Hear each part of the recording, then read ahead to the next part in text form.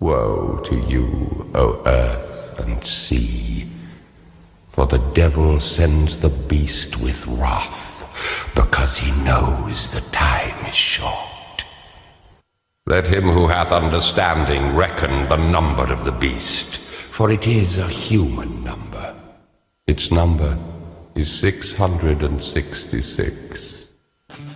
Hey friends, welcome to the Evangelical Eddie channel. Thought I would do something a little different here and do a video on what the number 666 might mean in the book of Revelation. And interestingly, there's another variation out there, 616. And what that actually does is helps us to understand who John was actually referring to in the first century when he wrote the book of Revelation. Now, I am not a preterist who says the book of Revelation was only written for that time, but I am what would be considered a partial preterist. And what that means is some things were for that time, some were for later times, and some were metaphors of events or people in that time for later times as well. And that's true with the Antichrist. So my opinion is this number was referring to somebody at that time, but also the person at that time was representative of the Antichrist of the later times as well. So I hope that makes sense. But let's go ahead and look at where that number comes from, why we have that number 666, and who it may have been referencing in the first century. This calls for wisdom.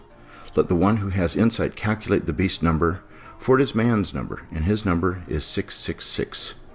But the papyrus known as P115 has a different number here, 616.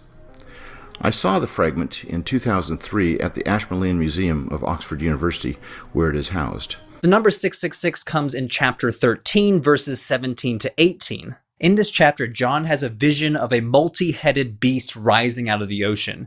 The beast has great power. It enslaves the people of earth. It kills the saints. It forces people to blaspheme God. And it forces people to put the mark of the beast on the right hand and on the forehead. Let the one who has understanding calculate the number of the beast, for it is the number of a man, and his number is 666. Notice here that John's not talking about Satan and he's not talking about a demon. He's talking about something that he calls a beast and a man.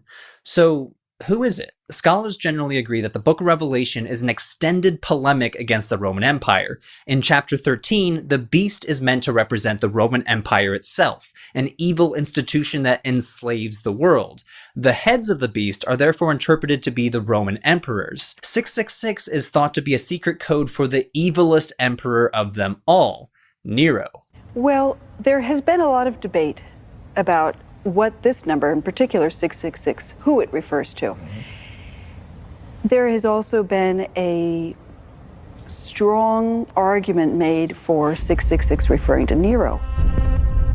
Nero was emperor of Rome from 54 to 68 AD, around the time when the first Christians began to arrive in Rome. So, how do you make 666 translate to Nero? When you apply numerical values to the name Caesar Neron and you add up those numbers, you come to 666. In ancient Greek and Hebrew, every letter had a corresponding number. If you add up the letters of the name for Emperor Nero, written in Hebrew, Caesar Neron, the total comes to 666. As Jews were fascinated with symbolic numbers, and there were a variety of numbers that were symbolic numbers. The number 3, the number 7 was the number of perfection, the number 10, the number 12, multiples of 12, like 144,000. Gematria is not only the use of symbolic numbers, but it's when you are actually assigning a numerical value to letters of the Hebrew or the Greek alphabet, okay? So let's deal with that famous number 666 in the book of Revelation, though we have some variant texts that have it as 616. I'll explain that in a minute. The way that Gematria works is that you've assigned a numerical value to each of the letters of the Hebrew alphabet, okay? And so let's take a name like the name David. you would add up the numerical value of D and then of the equivalent of the letter V and then again of D, and that would be the number of David. The name David would have a certain numerical value based on the numbers you've assigned to the alphabet. Well, that's what we're actually dealing with when we're dealing with 666. And here's the most interesting part. There were plenty of coins minted by the Roman Emperor in the 1st century AD that had the following inscription, which said things like Neron Caesar Divi Filii Augusti. And what that means is Nero Caesar, the son of the divine Augustus. Now, if you were to add up the numerical value of that particular inscription in Latin, you would come up with the number 666. So who's Mr. 666? Well, according to the author of Revelation, he's a Nero-like figure, whether it's Nero in particular or he's just the symbol for the persecutor of Christians, the Antichrist figure who persecutes Christians or not. But here's the other interesting bit. The other inscription you might have in the eastern part of the empire would read Nero Caesar Divi Filii Augusti. In other words, there would be the letter, what we would call the letter N, that's not there. Well, if you add up the numerical value of that, that's 616. Okay, that's where the textual variants come from the eastern end of the empire. So either way, whether it's 666 or 616, the numerical value of this adds up to a name, and the name it adds up to is the name of Nero, the emperor of the Roman Empire in the 60s, who was the first famous persecutor of the church. When Christians thought of an anti-Christian figure, they thought of Nero. Of course they did. And some of them, when Domitian at the end of the 1st century AD started doing the same thing, they thought, oh, it's Nero back from the dead. Here's Antichrist Part 2, the sequel. What we're being told is that this is a world ruler who is systematically persecuting, prosecuting, and executing Christians, and that is a very bad thing. Now, the author of Revelation, John of Patmos, believes that human history in the future is not going to be rather different from human history in his own day. He believes that probably human history is going to culminate with a really wicked ruler who looks a lot like Nero in his behavior towards Christians. This is a description of the character of the person. It's not naming the actual human name of the person. It's describing the character of that final wicked ruler of the world and saying, you better watch out because he's coming, Christians. You need to be prepared to be persecuted. Believe me, this was a very common practice in the ancient world called Gematria. So here are some examples. Some graffiti on a wall in Pompeii reads, "I love the woman whose number is 545. So any passerby in Pompeii reading this graffiti wouldn't exactly know who it's referring to, but they would have definitely recognized the number as Gematria. Greek authors make reference to Gematria all the time. So for example, Strato of Sardis, who was a famous 2nd century Greek poet, proves to us in one of his epigrams that he knows what Gematria is and he has way too much time on his hands. Anus and gold have the same numerical value. I once discovered this while casually calculating. And he's right. The Greek word for anus and the Greek word for gold both have a value of 1,570. So Gematria by no means was a fringe practice. Everybody was doing it, whether you were scrawling the name of your crush on a wall, whether you were writing bathroom humor epigrams, or whether you were writing crazy mystical apocalypses. From very early on in Christian history, Nero is viewed as the arch villain of Christianity. Early church historians like Eusebius and Roman historians like Suetonius both mention Nero violently persecuting Christians, burning them alive in Rome. Whoever wrote the book of Revelation had a vendetta against the Roman Empire and viewed Nero as one of the greatest evils on earth.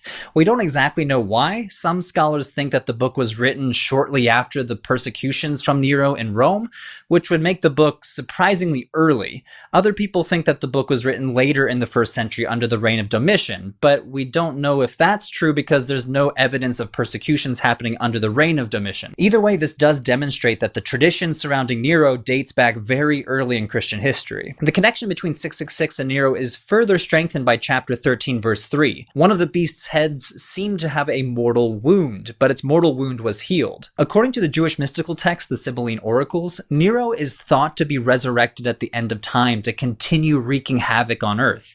So the book of Revelation might be tacitly referencing this tradition. After all, the author does seem to be deeply steeped in Jewish mysticism. Now, some of you might be sitting there thinking this is a stretch or just a coincidence. You had to switch the Greek word into Hebrew letters. I'm not buying it. Fair enough, but two early manuscripts of the book Revelation all but seal it for me.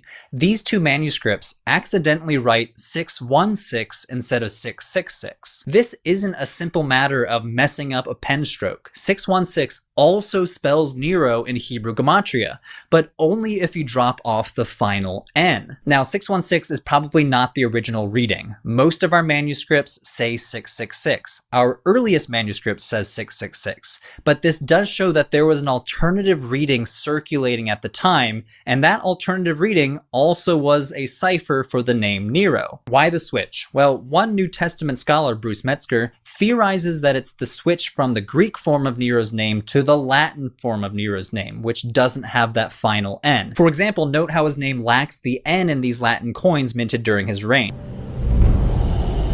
But Nero is just one of many names that can add up to 666. Kim believes a later copy of the Book of Revelation, found in an archaeological dig in Egypt, confirms the beast is Nero. One of the interesting things about these fragments is that we've got two different numbers. What are those letters? A Chi is a 600, Xi 60, Sigma a 6, 666. This one over here we have a Chi iota sigma 616 with a line over the top. Why is it different? You might think that this number destroys the possibility that it could be Nero. Yes. What's striking about this is that it may help to confirm the identity of Nero, because this would be the number that we would get if we spelled Nero according to the Latin spelling, Nero Caesar.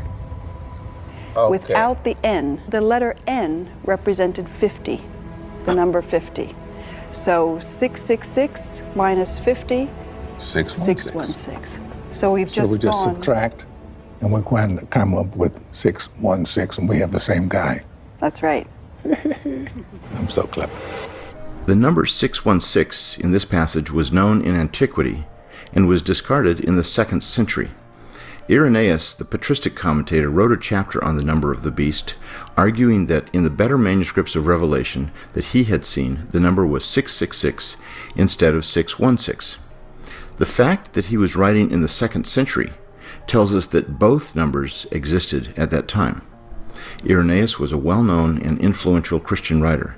It may well have been his input that caused scribes to alter the text to 666 if 616 had been in the master copy that they used. As interesting as it might be to study some of these YouTube prophets and their conspiracy theories, one thing that they generally have in common is that they brush aside the historical context of the book of Revelation, using the text as a guidebook to tell the future rather than taking it seriously as a text from a specific historical moment in the late 1st century. One of the things about the book of Revelation that makes it so actually incompatible with the dispensational interpretation of all this is that the author of Revelation is going to say to us, be prepared to go through the tribulation. Be prepared to be persecuted and even executed. Revelation is the book of the martyrs. It even uses the Greek verb nikao, which means to conquer or to overcome, to refer to being faithful unto death and into death to the faith of Jesus Christ. It's the book of the martyrs. So, Mr. 666, one more time. Who is he? He's a world ruler that's bad to the bone, wicked through and through, and looks a lot like the behavior of Nero or the character of Nero.